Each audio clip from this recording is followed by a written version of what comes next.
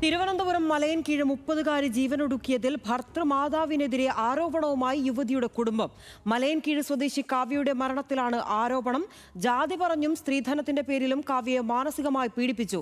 പല ദിവസങ്ങളും പട്ടിണിക്കിട്ടു. ഭർത്താവ് വിഷ്ണുവിന്റെ അമ്മ ശാരീരികമായി ഉപദ്രവിച്ചെന്നും ആരോപണമുണ്ട്.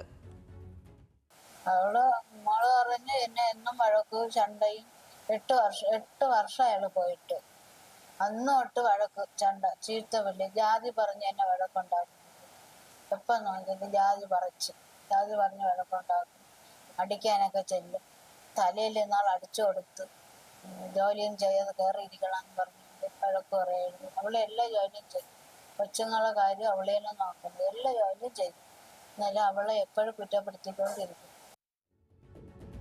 വിവരങ്ങളുമായി ഹാൻസ് ജോൺ ചേരുന്നുണ്ട്. ഹാൻസ്, ഇതിപ്പോൾ കഴിഞ്ഞ ഞായറാഴ്ചയാണ് യുവതി വീടിനുള്ളിൽ ജീവനൊടുക്കുന്നത്. ഇതിപ്പോൾ 8 വർഷമായി ഇവർ ഈ പീഡനം അനുഭവിക്കുന്നു എന്ന് പറയുന്നു. മറ്റെന്തൊക്കെയാണ് വീട്ടുകാരുടെ ആരോപണങ്ങൾ? ജിനിഷ ഈ പറഞ്ഞതുപോലെ തന്നെ കഴിഞ്ഞ ഞായറാഴ്ച ഉച്ചയ്ക്ക് ശേഷമാണ് ഈ ഭർത്തി വീട്ടിൽ അല്ലെങ്കിൽ വിഷ്ണുവിന്റെ വീട്ടിലെ കിടപ്പുമുറിയിൽ ജീവനൊടുക്കുന്നത്. ആദ്യഘട്ടത്തിൽ പോലീസിന്റെ മരണകാരണം എന്താണെന്ന് വ്യക്തമായിരുന്നില്ല. പിന്നീടാണ് ഈ കാവ്യയുടെ അമ്മ ശാന്ത ഇത്തരത്തിൽ ആരോപണവുമായി രംഗത്തെത്തിയിരിക്കുന്നത്. വിവാഹം കഴിഞ്ഞ സമയം മുതൽ ഈ ഭർത്താവിന്റെ വീട്ടിൽ വലിയ രീതിയിലുള്ള വഴക്കുണ്ടായിരുന്നു എന്നാണ് ഈ അമ്മ പറയുന്നത്. ജാതി പറഞ്ഞും സ്ത്രീധനം നൽകിയില്ല എന്ന പ്രശ്നങ്ങൾ പറഞ്ഞും നിരന്തരമായി മകളെ പീഡിപ്പിച്ചിരുന്നു. പല ദിവസങ്ങളിലും പട്ടിണി കിടുമായിരുന്നു. ആഹാരം ഉണ്ടാക്കാൻ സമ്മതിച്ചിരുന്നില്ല. അത് പ്രധാനമായും കാവ്യയുടെ ഭർത്താവ് വിഷ്ണുവിന്റെ പ്രശ്നമല്ല, വിഷ്ണുവിന്റെ അമ്മയാണ് ഇത്തരത്തിൽ പ്രശ്നങ്ങൾ ഉണ്ടാക്കിയിരുന്നതും.